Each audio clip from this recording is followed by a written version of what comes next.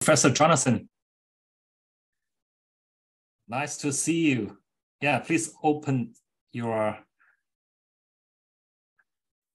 mobile phone.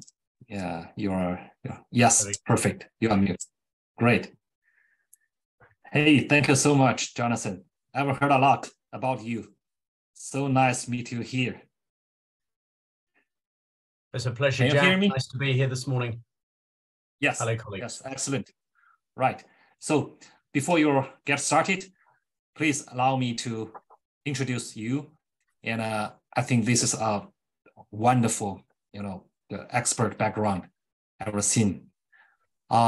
Professor Jonathan Passmore from United Kingdom is a senior vice president of CoachHub and a professor at Henley Business School, as well as a global thought leader in behavioral change, listed in the Thinkers 50 and Global Gurus list.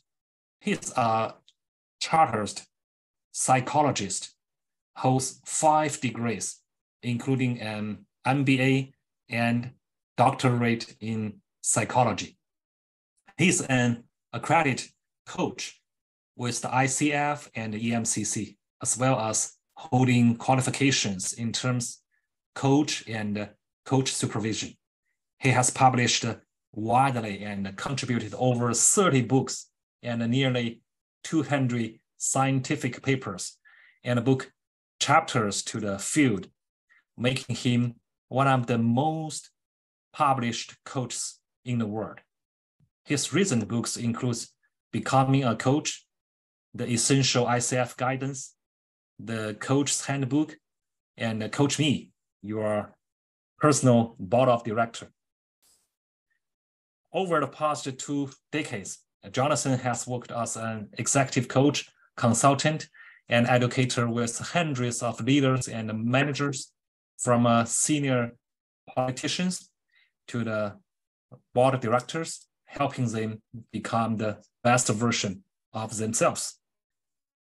With this wonderful background, today we are privileged to invite Jonathan to be here, and let's warmly welcome Jonathan to have us lecture, How Can Coaching Help Tacit Knowledge Transmission? Thanks, Jonathan. It's your turn. Thank you very much, Jack, for that introduction, and good morning from a very dark and snowy UK. It's an early morning here, an early morning start, but for you, I hope you've been having a fantastic conference. I just caught the very end of our last speaker. What great sessions that you've obviously been having. Let me move to sharing my screen and let me see whether I can get the technology to work for us. There we go. And if I do this and maybe this, we can start our journey together. So I've got half an hour to be with you, and I'm going to predominantly talk about coaching research. And some of you might come to this event knowing lots about coaching, so that's fabulous. I'm going to hopefully build a little bit on your knowledge. Some of you might come not knowing what coaching is, so I will start at the beginning of the story to tell you what I think coaching is and what the debate is. Then we'll move into that research aspect, and then I'll make the links to tacit knowledge transfer and talk a little bit about what we do at CoachHub. So my background is that I spend part of my week at Henley Business School doing writing, research, and PhD supervision, and part of my time with a commercial organization, a digital coaching business, CoachHub, who are the largest digital coaching organization across the world, operating in some 80 countries across the world, all time zones, and are probably approaching 100 languages now that our 3,500 or more coaches speak or engage in coaching conversations. So that's a little bit about the structure of what we're going to do. Just as a profile, here are some of the things that I've done over the last 40 years of my career. And as Jack said, quite a few books. I've just got a new book coming out, the Coaching Buyer's Handbook. So if you're a buyer of coaching, we thought should provide a resource for this. One of the things that I would say, it's always fascinating coming to speak at events, and I've probably spoken at about 50 events this year online, and probably about another 30 face-to-face. It's lovely to speak to people. Face-to-face events, that's easy. but at digital events, then of course connect to me on LinkedIn. It'd be great to carry these conversations on, listen to your thoughts and views about this event. So 4-part structure. I'm going to talk about coaching research, a little bit about psychology, and about coaching's contribution to tacit knowledge with the example of CoachHub. And we will move quite quickly through the content, given we've only got half an hour. I don't want to overrun.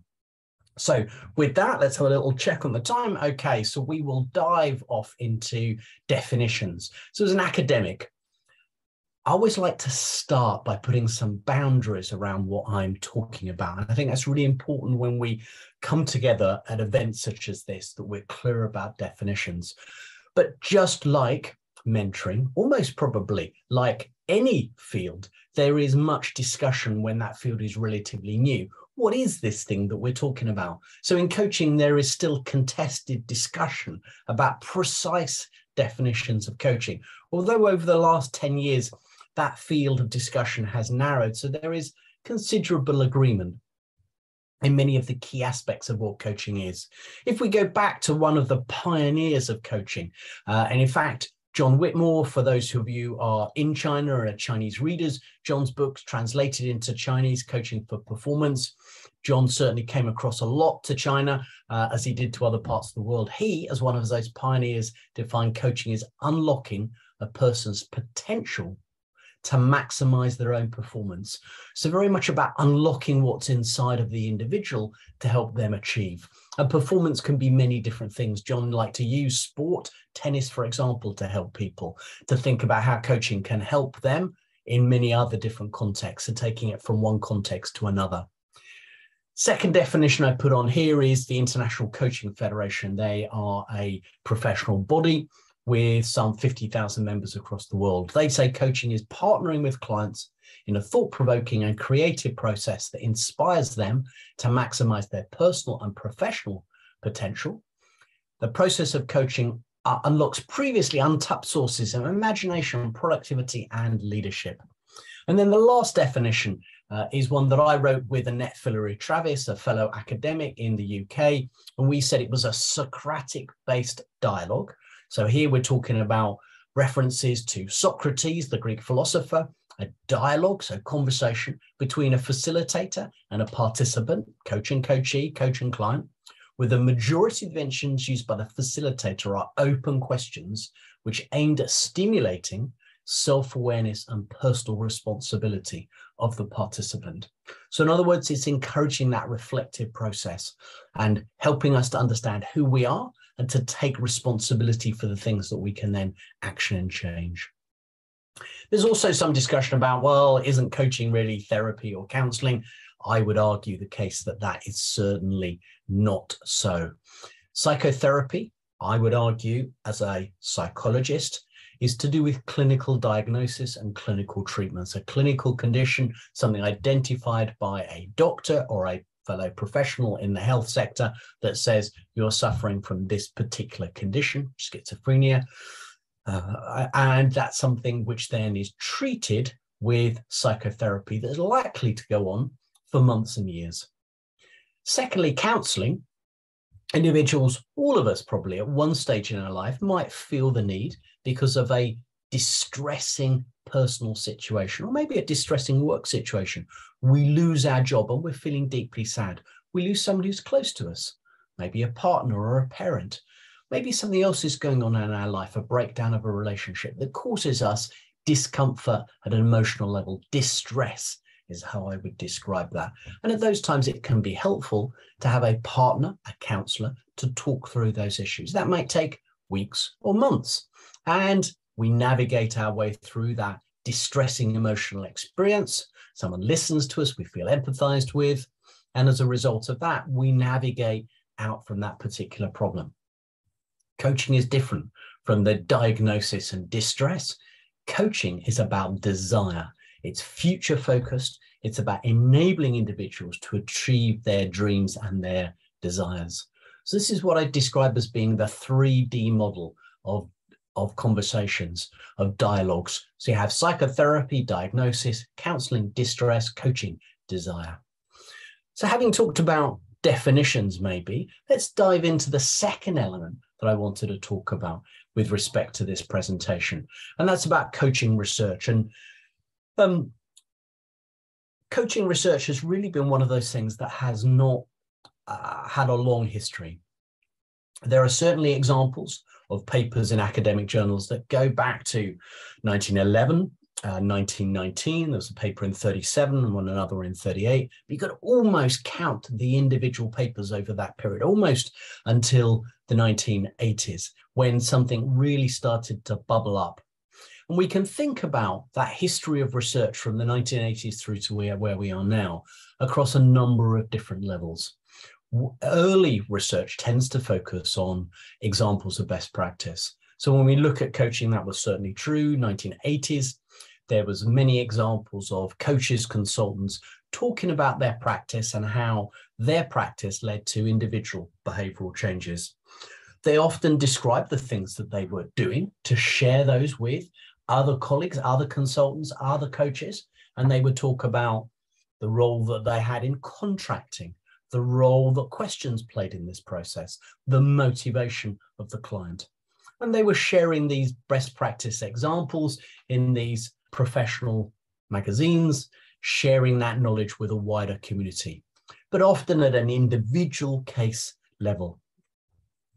Then we move to a second level of coaching research, or research more generally, and you have case studies widely used by some business schools, and you might look at an organizational level or a cohort where you might have discussions with or talk about how leadership was developed in an organization. And again, this came through in the coaching research in the 1990s with some examples published in the literature.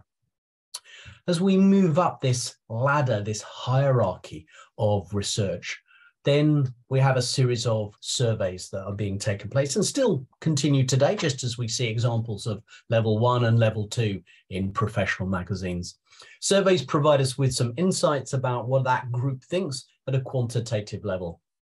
Of course, what we're not able to do is to generalize from this group into other groups. It's the participants who have provided their view. And at CoachHub, we just recently completed a survey of coach buyers this year to provide a sense of future trends for 2023. What are people's buying intentions? What are their priorities? What are important themes and issues to focus on? And all of that tells us in relation to this data is that coaching is likely to continue to grow. There's interest and fascination around team and group coaching, and that coaching is spreading deeper in the organizations. This varies, of course, between different sizes of organizations and different geographical territories. In our case, we had 800 participants, but that's the views of 800 participants. When we then move forward into more academic nature research, we see case control and randomized controls. So if we really think about case controls and randomized controls, what we see there in these experimental conditions is individuals being allocated to conditions, maybe a coaching condition, and compare that with a waitlist group, very typical in coaching, or maybe with another type of intervention, mentoring or training, and what happens in these particular situations. So there's a paper as an example of this that I published with Hannah Raymer in 2012. It's available on my personal website, jonathanpassmore.com. You can download that for free, along with a host of other 100+ other research papers. And here, this particular paper, we compared coaching intervention with training. And what we found was coaching was more effective and more efficient than a training intervention. Individuals were learning more quickly and achieved the required standard, or more of them achieved the required standard, than purely providing a training didactic instructional based approach. And there have been around about 50 randomized controlled trials that have taken place in coaching, looking at different aspects from educational settings, students working through to leaders, development of leadership competencies. And all of this evidence provides us with good understanding that coaching can be, in the right situation and circumstances, a powerful tool to facilitate behavioral change. As we move up into the final 3 groups, we have cohort studies, systematic reviews, and meta-analysis. And there have been a number of these studies. Just to give you a couple of examples, systematic reviews, there's a great paper by Athanasopoulos and Dobson, published in 2017 in Leadership Quarterly, and they review the coaching literature and publish studies. And in the approximately 80 or so studies, what they found was most 70 or so of those studies showed positive result. Now, one of the challenges of systematic reviews, of course, is that papers in journals often are showing positive results because journals don't want to publish papers that have no impact. So there's an inherent bias that's contained here. And then meta-analysis papers, there are a number of those that have been done, 7 in total. Rebecca Jones, Tim Teboom are 2 examples of these. And I'm going to talk a little bit about some of these papers in a moment or two. And broadly, what these have shown from the 7 studies is when you gather together the randomized control trials, you apply statistical analyses to these, a Cohen-D or a Hedges-G statistical assessment. What you generally show is that the effect size, the impact that coaching has makes a very similar positive contribution to the types of interventions that many of us are very familiar with, mentoring and training. So for me, that says organizations should be having coaching alongside many of these other popular tools. So let me just dip into a couple of these aspects. Randomized control trials, I thought I would share with you some of those. There are a host of randomized control trials that have happened over the period of probably the last 20 years that I would say. And here are half a dozen examples of those. I'm not going to dive into each specific paper, but really randomized control trials, when we look at medicine and other scientific assessments, if you were developing a COVID vaccine, for example, it would be the randomized control trial and the number of those that would show the evidence for the regulator to approve that particular medicine or drug. And in that case, they are seen as the gold standard for individual research studies and a measure of effectiveness of any new intervention or treatment. So in coaching, we've constantly been calling, certainly I have been since probably 2010, to see more randomized control trials to see how coaching is effective. We also need to see how it's not effective. When does it not work, as well as when does it work? And there have been a small number of papers that have showed it doesn't work in particular scenarios and situations.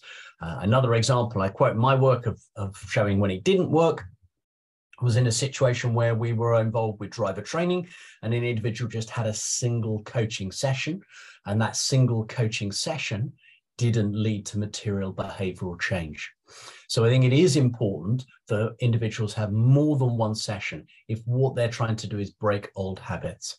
So let us move on to meta-analysis. And I mentioned Tim Teboom's paper. Tim's based at Amsterdam, and here was findings from his particular study. So we're saying meta-analysis is really a synthesis of findings from a number of independent studies and uses this averaging effect, a statistical method, to try and calculate the effect of that series of interventions.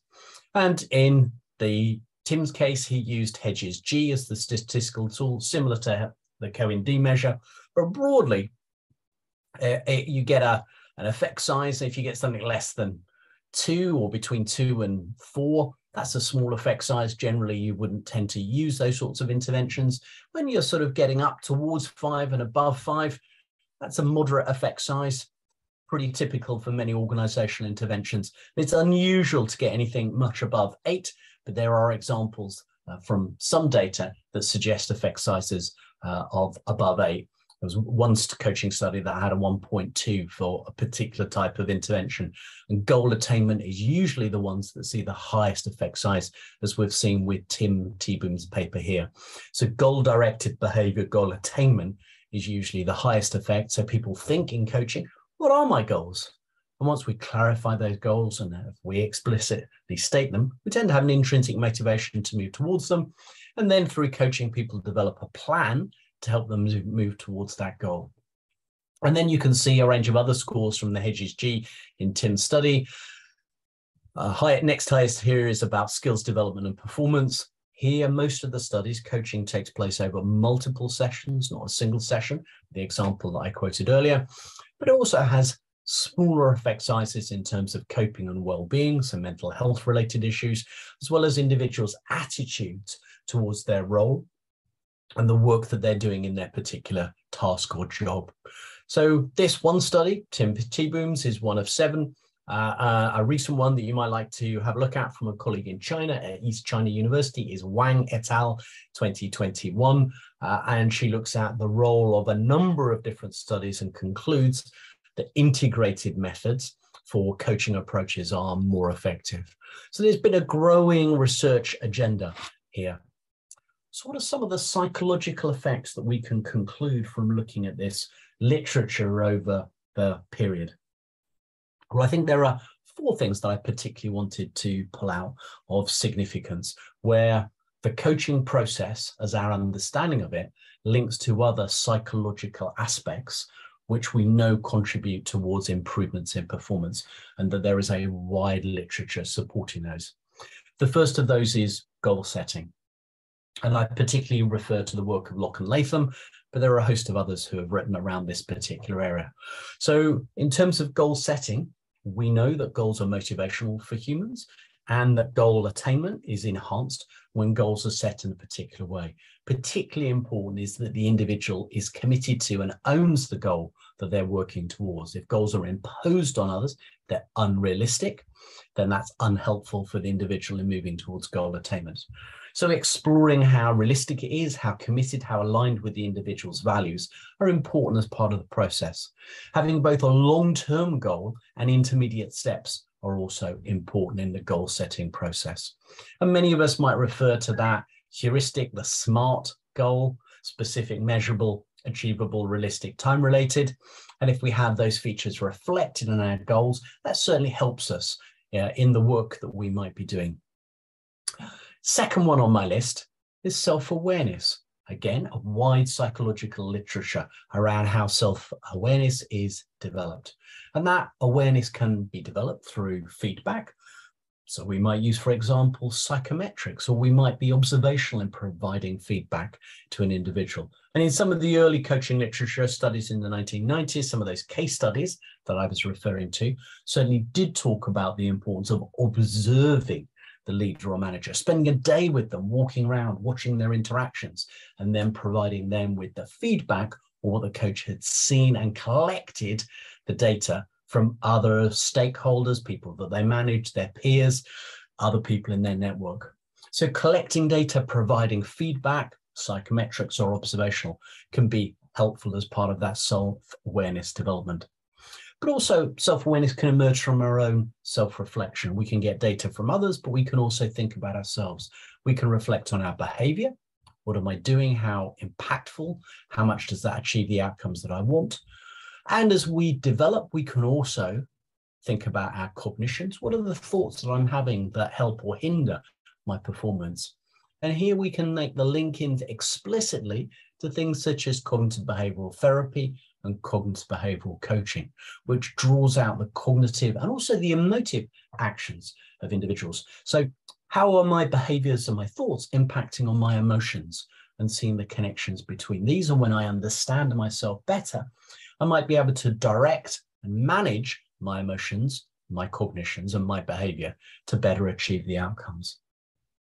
A final aspect, mindfulness may be a way of doing this, helps in all of those aspects, including the body, is getting the person to be aware of their sensations. What are they feeling in their body? And a body scan, for example, as a mindfulness tool, can be very helpful in raising that self-awareness.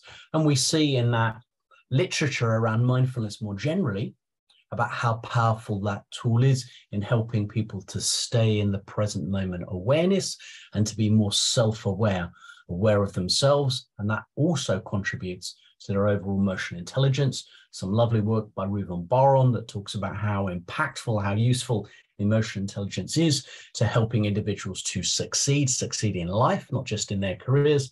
And he argues that it's up to 24 times a better predictor than general intelligence. So having a higher level of emotional intelligence developed through some of these aspects can help us help individuals to be more successful.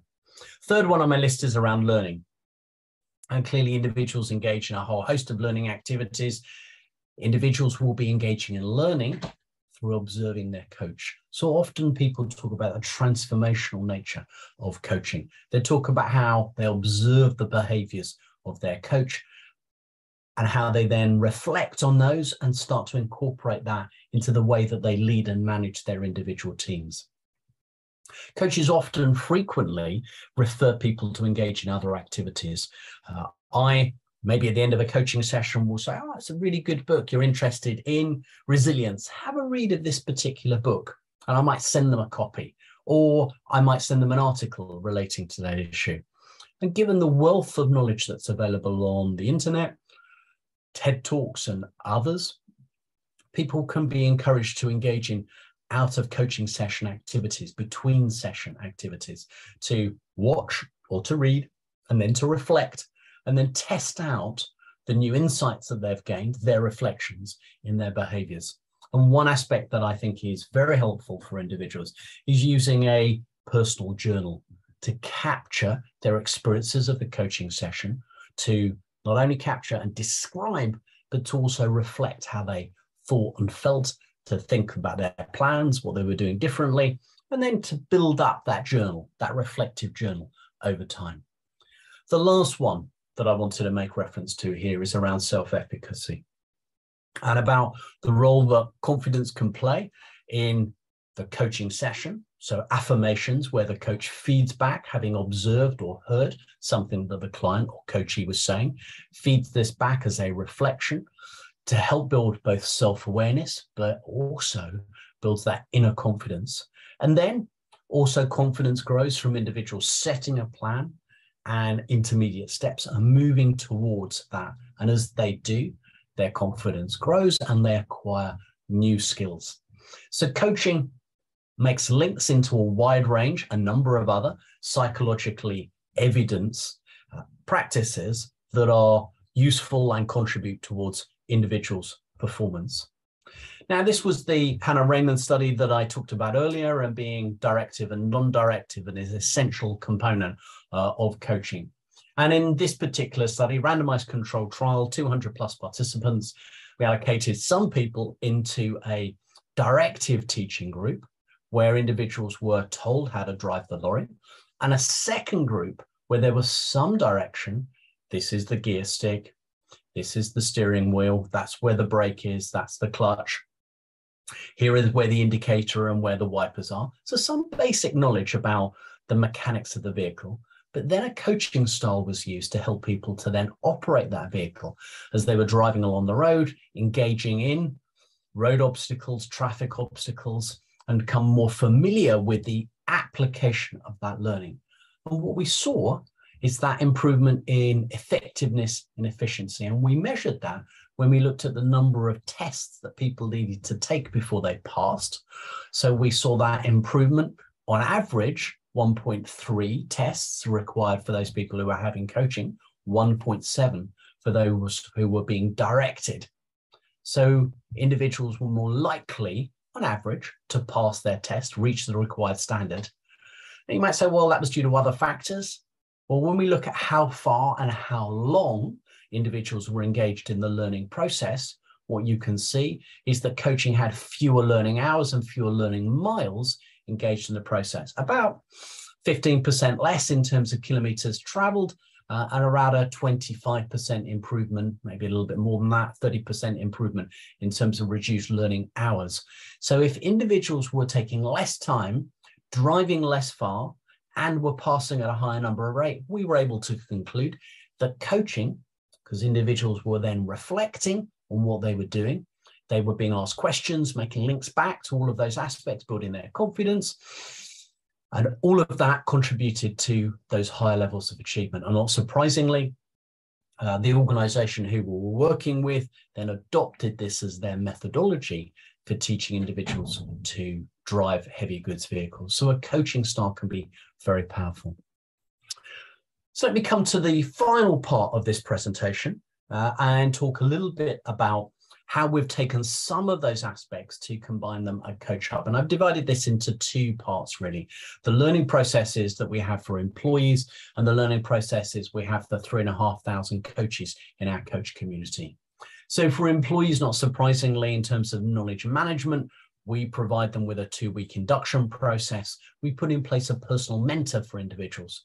But having completed that initial period with the group, then there are opportunities to engage in learning throughout their activities. So individuals build up knowledge that's relevant to them, the roles that they're doing, and the challenges that they're facing at this particular moment. So rather than a sheep dip blanket approach, everybody has to have all of this knowledge. What we want is micro learnings as individuals, and we want them now when I need to apply that particular knowledge.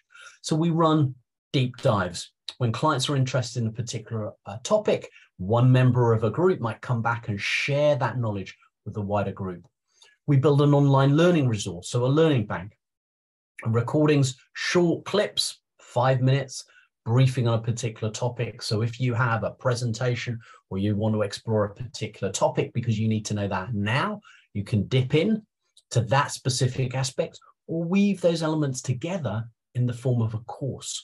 And we have thousands of pieces of content that we have created in multiple languages. So if your preference is to be a Chinese speaker or a Korean speaker or a Brazilian Portuguese speaker, we've got content that is in your particular language.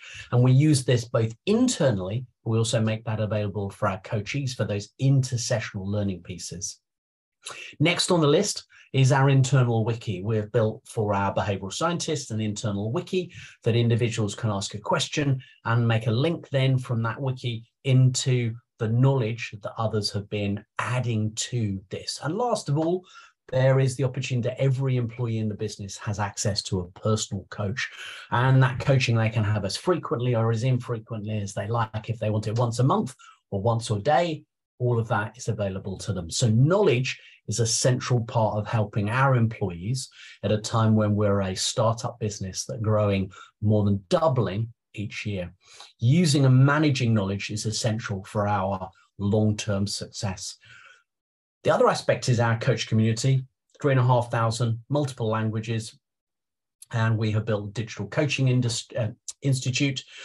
We run monthly webinars. We produce written outputs, a research bulletin, which collects together all of the research that's been published in academic journals, usually about 50 papers a quarter, and we publish that. We publish regular coaching best practice guides, coaching tools. We organize an annual conference. We are also providing opportunities for observation and also access to online pre-recorded learning in a similar way to that online learning bag for our employees. And while employees access coaching, our digital coaching institute coach community is able to access supervision, the reflective practice that I was talking about that is so important for coaches, but is also important for all of us in the work that we do. So I have, in a very short period of time, moved through a little bit about coaching research and then tried to make that a short link to the work that we're doing specifically at CoachHub. And this is an opportunity, I think, I've got 3 minutes left for some questions from you as a community in the half an hour that I had to present to you. Thank you for listening. Hey, Jack, that's great. That's great, Professor Jonathan. You know, it's a lot of the information and very insightful for everybody. And do you know, I just checked the website.